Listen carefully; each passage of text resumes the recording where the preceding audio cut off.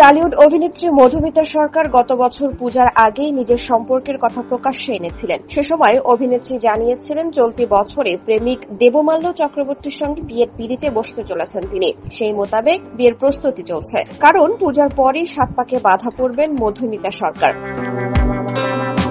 কিন্তু বিয়ের পিঁড়িতে বসার আগেই সম্পর্কের বছর পূর্ণ হলো তাদের। সেই উপলক্ষে সামাজিক মাধ্যমে একটি মিষ্টি পোস্ট ভক্ত অনুরাগীদের সঙ্গে শেয়ার করে নিলেন অভিনেত্রীর প্রেমিক দেবমাল্য।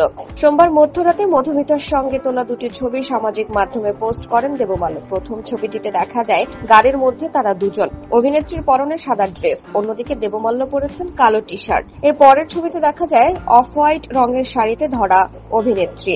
একদম হালকা মেকআপ, হাতে চুড়ি, গলায় ভারী নেকলেসে বেশ দেখাচ্ছিল মধুমিতাকে। আর দেবমাল্যর পরনে ছিল ব্রাউন রঙের শার্ট। ছবি দুটি পোস্ট করে দেবমাল্য ক্যাপশনে লিখেছেন, নির্ভেজাল উন্মাদনা, অদ্ভুত শান্তি এবং অসীম ভালোবাসা। তার পোস্টের কমেন্ট বক্সে মধুমিতা লিখেছেন, হ্যাপি অ্যানিভার্সারি বেবি। তাদের এই পোস্ট দেখে ভক্ত অনুরাগীরাও ভালোবাসায় ভরিয়ে দেন। এক নেটিজেন লিখেছেন, হ্যাপি ফার্স্ট অ্যানিভার্সারি, তোমাদের সারা জীবন একসঙ্গে থাকার পথে নিয়ে যাবে।